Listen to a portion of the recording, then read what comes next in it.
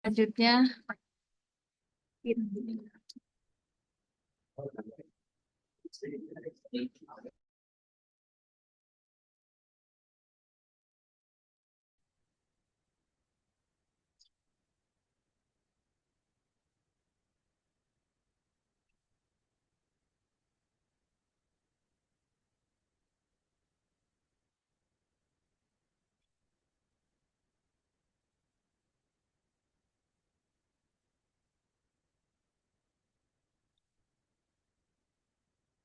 Udah muncul, Bu? Sudah. Sudah. Oke. Bismillahirrahmanirrahim. Assalamualaikum warahmatullahi wabarakatuh. Waalaikumsalam warahmatullahi wabarakatuh. Sebelumnya, saya ucapkan terima kasih ke Ibu Siti telah memberikan kesempatan saya untuk presentasi di mata kuliah Manajemen Proyek Perangkat Lunak secara daring. Sebelumnya perkenalkan nama saya Kevin Pradana dengan NIM 41370060221030 dari Prodi Teknik Informatika Fakultas Teknik dari Universitas Islam Nusantara. Di sini saya akan mempresentasikan mengenai manajemen waktu. Definisi manajemen waktu itu proses merencanakan dan mengendalikan bagaimana banyak waktu dihabiskan untuk aktivitas tertentu dan bertujuan juga membantu meningkatkan produktivitas, mengurangi stres, dan juga mencapai tujuan dengan efektif. Mengapa manajemen waktu itu penting?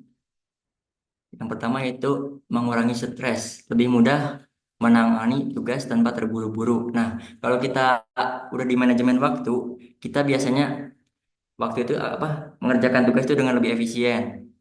Jadi terburu-buru deadline. Biasanya kalau udah terburu-buru deadline itu biasanya makin stres.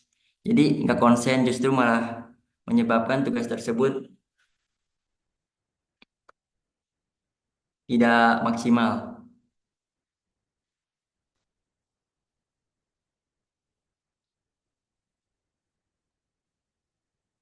Lalu ada lagi meningkatkan produktivitas, yaitu fokus pada hal yang penting atau prioritas. Kemudian meningkatkan kualitas kerja dengan hasil yang baik.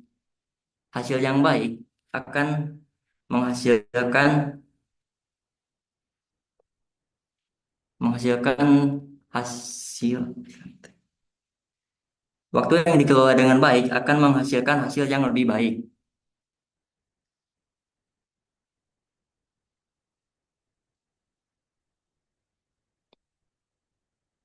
Penting mencapai tujuan, membantu mencapai tujuan dalam jangka waktu yang panjang ataupun yang pendek, mencapai keseimbangan, yaitu untuk membagi waktu. Kita juga perlu membagi waktu untuk yang efektif untuk pekerjaan, keluarga, dan rekreasi.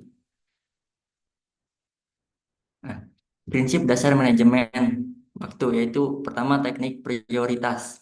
Salah satu cara untuk memprioritaskan tugas adalah dengan Eisenhower Matrix yang menjadi tugas yang membagi tugas menjadi 4 kategori.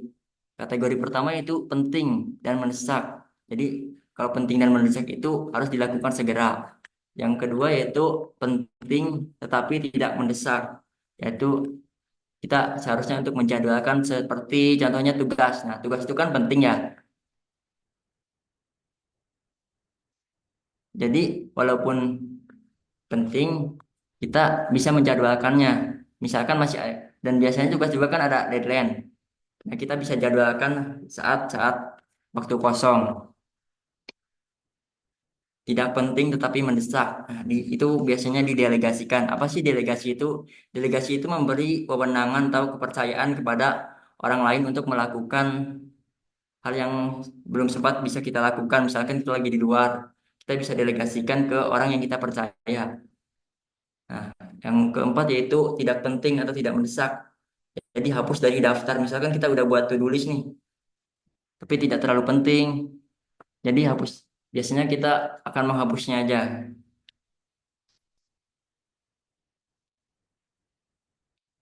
Prinsip dasar manajemen.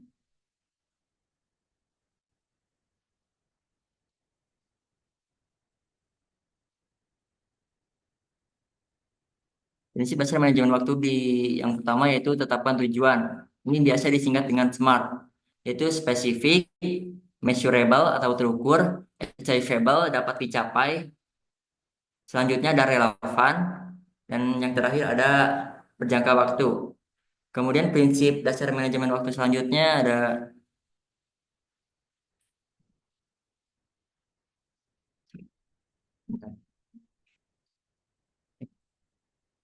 nah, rencanakan dan jadwalkan.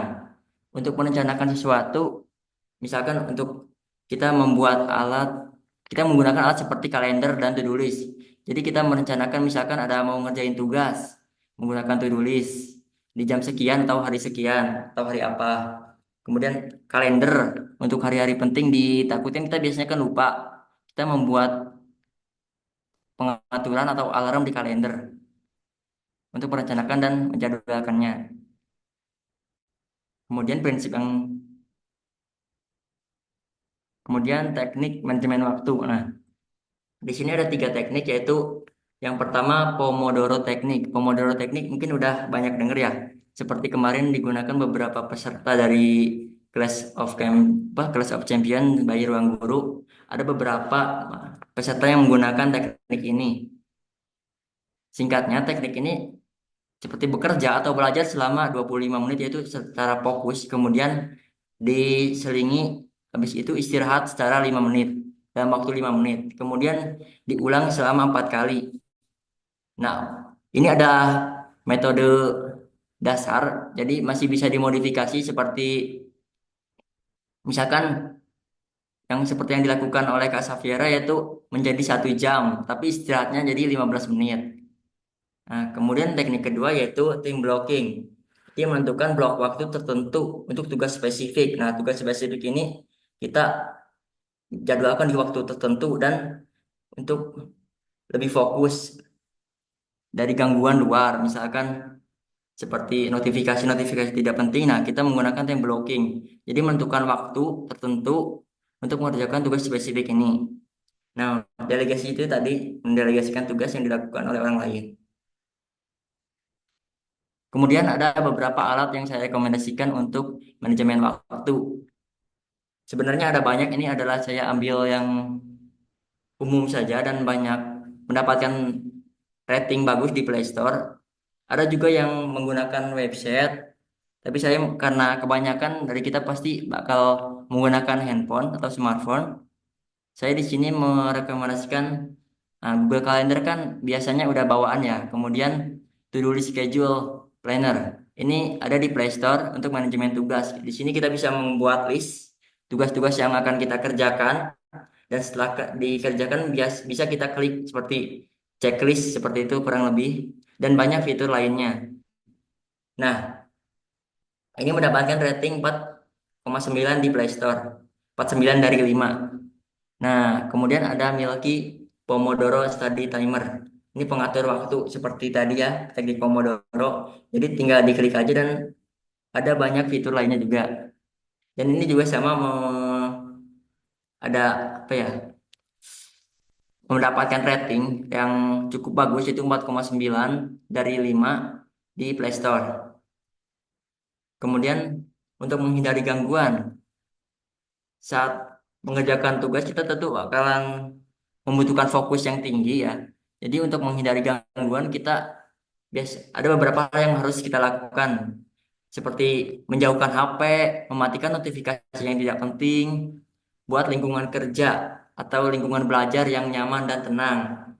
Tetapkan batasan waktu penggunaan sosial media atau aplikasi non produktif yang biasanya mengganggu waktu produktif kita kan misalkan seperti scroll TikTok dan sebagainya kita biasanya lupa waktu dan waktu tersebut alangkah baiknya untuk digunakan hal-hal yang bermanfaat. Nah, kesimpulannya yaitu mengelola waktu secara efektif adalah keterampilan penting yang dapat meningkatkan kualitas hidup. Dengan alat dan teknik yang tepat, setiap orang bisa belajar untuk mengelola waktu mereka dengan baik. Sekian dari saya, terima kasih.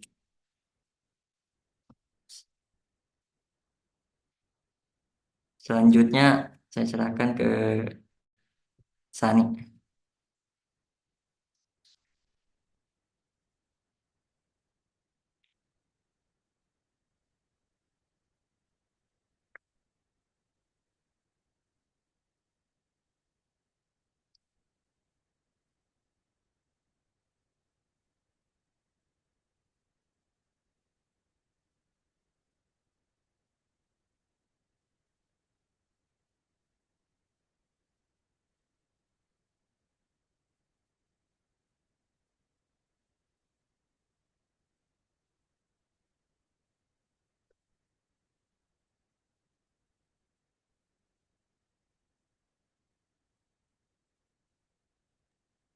Hostnya Mas Kevin.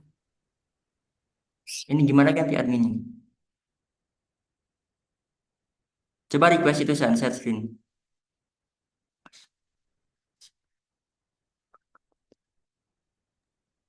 Udah refresh.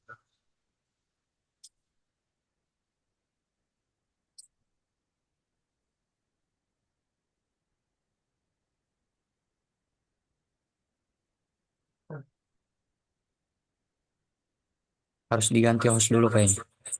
Diganti apa? Host.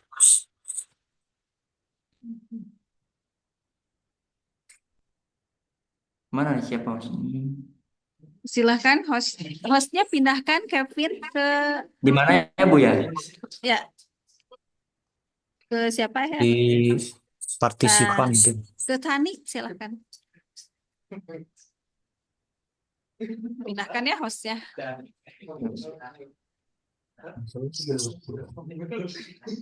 Kok nggak bisa Bu? Nanti dari Sani silahkan pindahkan ke Iqbal ya. Lalu ditutup presentasi.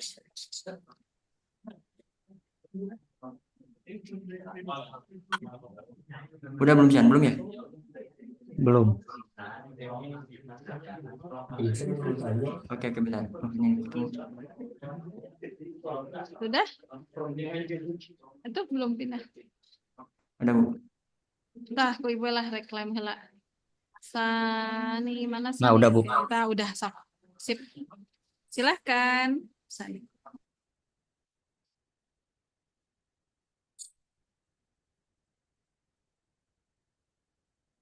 Apakah sudah tampil? Sudah, sudah.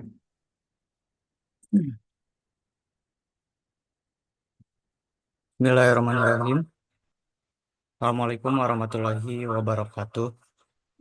Waalaikumsalam warahmatullahi wabarakatuh. Waalaikumsalam warahmatullahi wabarakatuh. Perkenalkan, nama saya Muhammad Sani Hasbuloh, mahasiswa Fakultas Teknik Informatika Universitas Islam Nusantara. Pada kesempatan kali ini saya akan menjelaskan sedikit materi tentang manajemen bisnis. Apa itu manajemen bisnis? Manajemen bisnis adalah proses yang melibatkan perencanaan, pengorganisasian, pengarahan, dan pengendalian sumber daya seperti manusia, keuangan, material untuk mencapai tujuan bisnis. Fungsi utama dari manajemen bisnis yaitu yang pertama ada perencanaan, seperti menetapkan tujuan dan menyusun strategi untuk mencapainya. Yang kedua ada pengorganisasian, yaitu mengatur sumber daya dan membentuk struktur kerja yang efektif. Yang ketiga ada pengarahan, yaitu memimpin, memotivasi, dan mengarahkan tim untuk bekerja menuju tujuan bersama. Yang keempat ada pengendalian, yaitu memantau kinerja, mengevaluasi hasil, dan melakukan tindakan korektif jika diperlukan.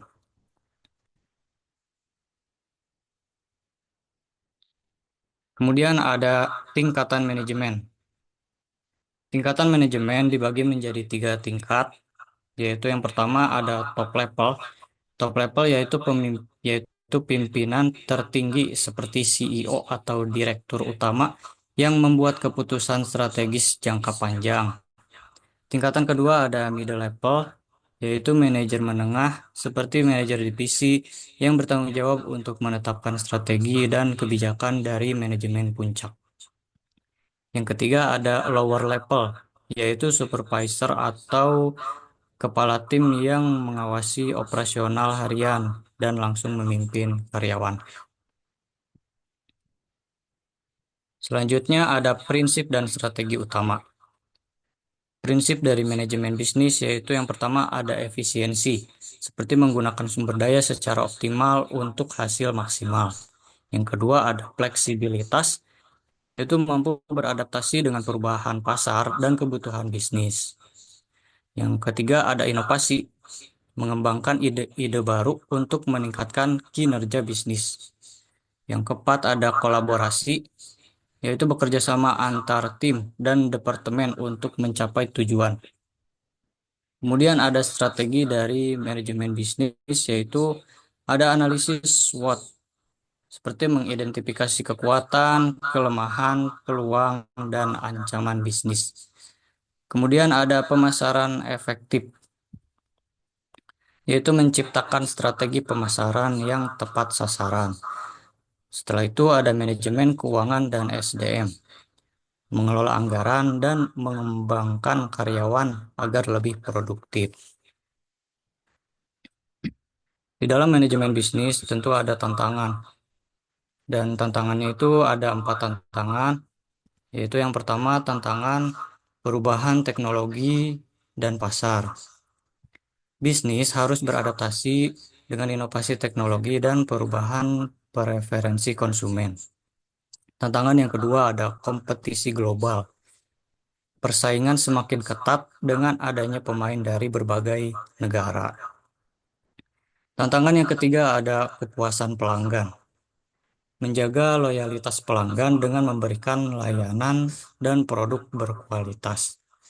Kemudian yang keempat ada manajemen risiko. Manajemen risiko yaitu mengelola risiko yang mungkin timbul dari faktor eksternal maupun internal. Kemudian kesimpulan dan penutup. Manajemen bisnis melibatkan proses terstruktur yang bertujuan untuk mencapai tujuan perusahaan. Pengelolaan yang baik mencakup strategi yang efektif, pemahaman terhadap prinsip dasar, dan adaptasi terhadap tantangan.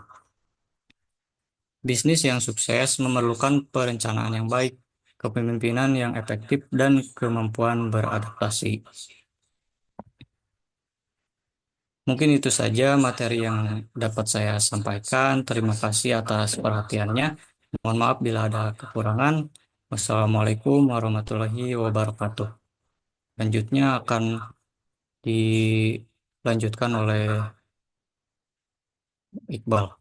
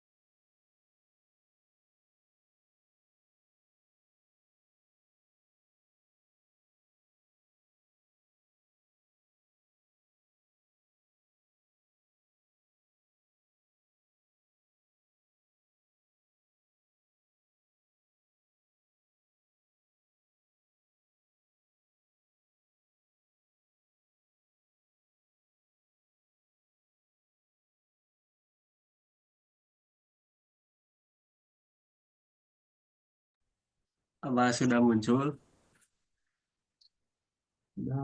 Ya, sudah. Oke, terima kasih kepada Bang Sandi waktunya. Terima kasih juga kepada Ibu Siti Nuryendi, dosen pengampu kita. Assalamualaikum warahmatullahi wabarakatuh. Salam. Di sini saya akan menjelaskan apa itu manajemen strategis. Manajemen strategis adalah rangkaian tindakan dan keputusan mendasar yang dibuat oleh manajemen puncak dan dapat diaplikasikan oleh seluruh anggota dalam sebuah organisasi. Tujuannya itu demi meraih dan merealisasikan visi misi perusahaan. Lalu manajemen strategi menurut para ahli yang pertama dari Porter di tahun 96, penciptaan posisi unik dan berharga yang diperoleh dengan melakukan serangkaian kegiatan. Lalu yang kedua dari H.I. Goranshaw, analisis logis bagaimana perusahaan dapat beradaptasi dengan lingkungan, termasuk ancaman dan peluang dalam berbagai kegiatan. Lalu yang ketiga dari Lawrence R. Jones dan William F. Welch, yang mengarah pada perumusan strategi yang efektif untuk membantu mencapai tujuan perusahaan. Lalu ada tujuan manajemen strategis. Ini tujuannya itu ada 7.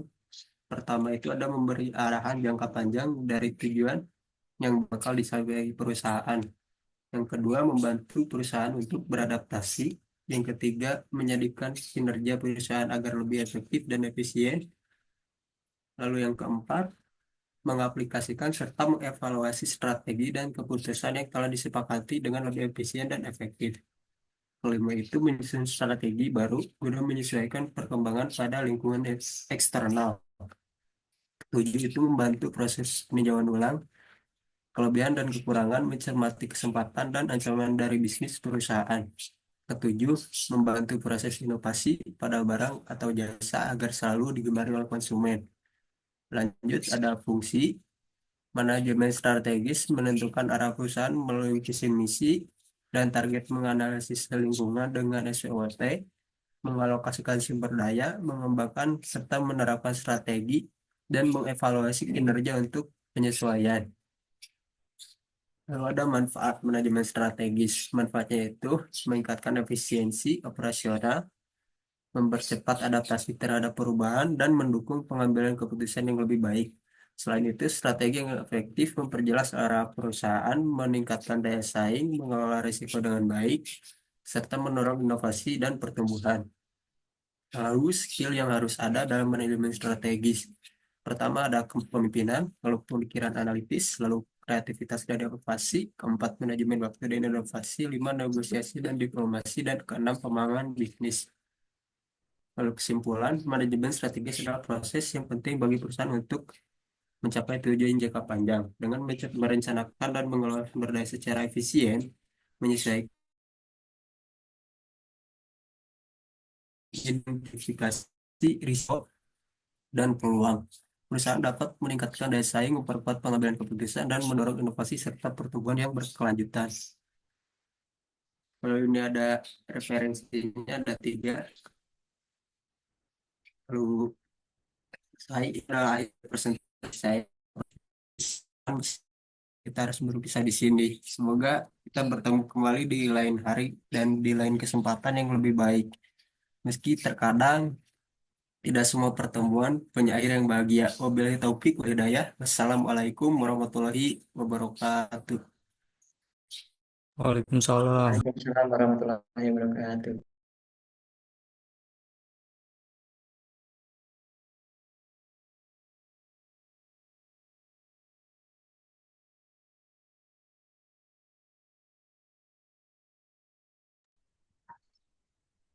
Langsung tutup aja apa gimana ini?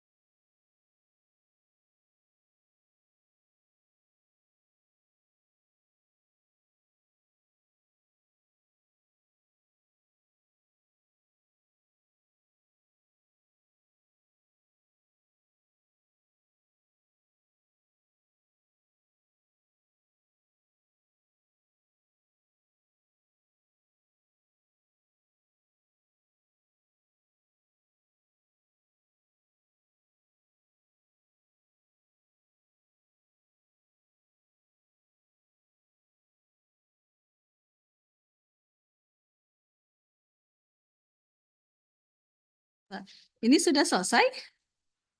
Eh, sudah ya? Sudah selesai? Sudah, Bu. Udah, Bu. Bentar. Sudah selesai ya? Sudah? Bu, sudah, Oke, Bu. baik. Kita akhiri dengan membaca Alhamdulillah bersama-sama. Alhamdulillahirrahmanirrahim. Ya. Nah, ya. Baik, selanjutnya ya, sampai ketemu minggu depan ya. Terima kasih semuanya ya. Assalamualaikum warahmatullahi wabarakatuh. Waalaikumsalam. Waalaikumsalam warahmatullahi wabarakatuh. Waalaikumsalam.